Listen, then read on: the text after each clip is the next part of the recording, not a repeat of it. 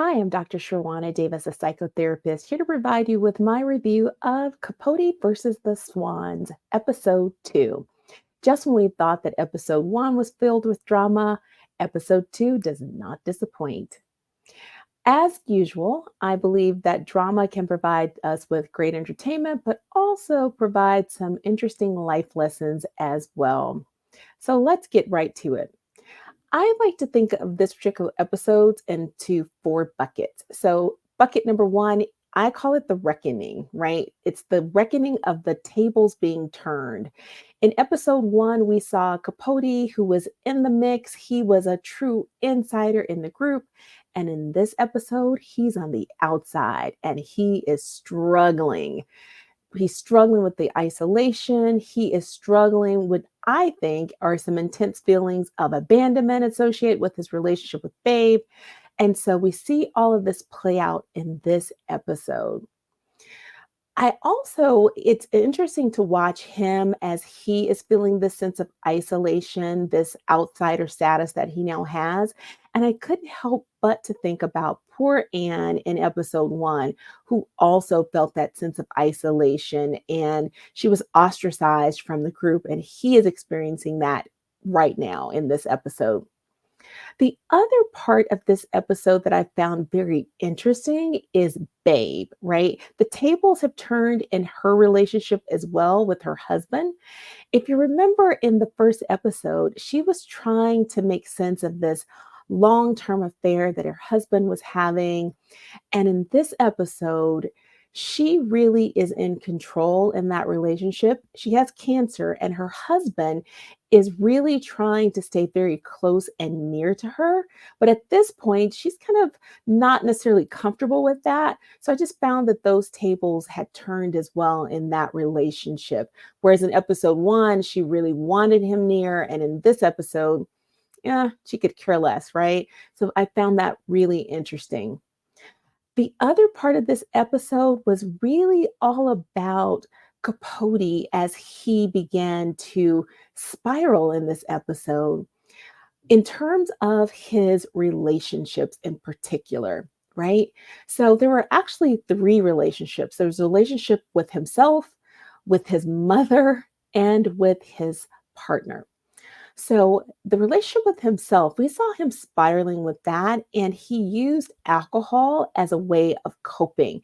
And we saw that play out in the episode when he was really feeling that intense abandonment. He really used alcohol, and he had a whole separate relationship with alcohol, right? We saw that when CZ had invited him to rejoin the group for a dinner, that he collected all of the bottles in his home and poured them down the toilet because he was feeling stronger. He didn't necessarily feel like he needed that relationship with alcohol, but we saw that that did not last. So that was one of the relationships he had with alcohol, and we saw that use of substance as a way to cope. The next one was with his mother, right? His mother is deceased, but we saw him have an incomplete dialogue with actually, I think, his subconscious, right? And really working out some of the details of that relationship with his mother and the complexities associated with it.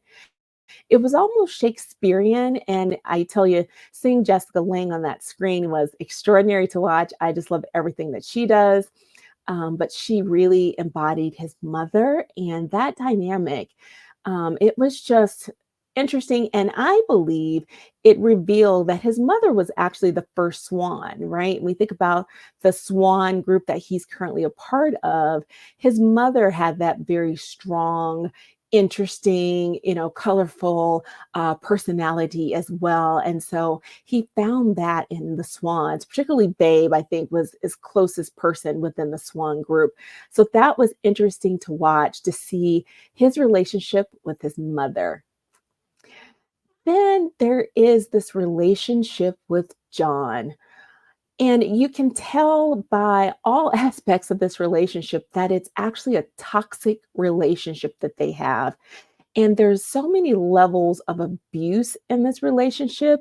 There is verbal abuse, there is physical abuse, and we see it play out on the screen. Emotional abuse is another one. We see their exchanges with each other and how high conflict it is and highly volatile that relationship is. And initially, it was very private, this toxicity, but quickly we learned at Joanne Carson's um, dinner party that their toxicity is now beginning to display outward, right? And so it was quite brutal to hear them exchange words, and then most importantly, the way that John actually really hurt Capote in this episode. And it just goes to show that when there is intimate partner violence, that it can happen to anyone. It can happen whether you're male, whether you're female, whether you're affluent, or whether you're in poverty. And so the most important thing is to seek help in those situations. Let me know your thoughts, and until next time, stay tuned.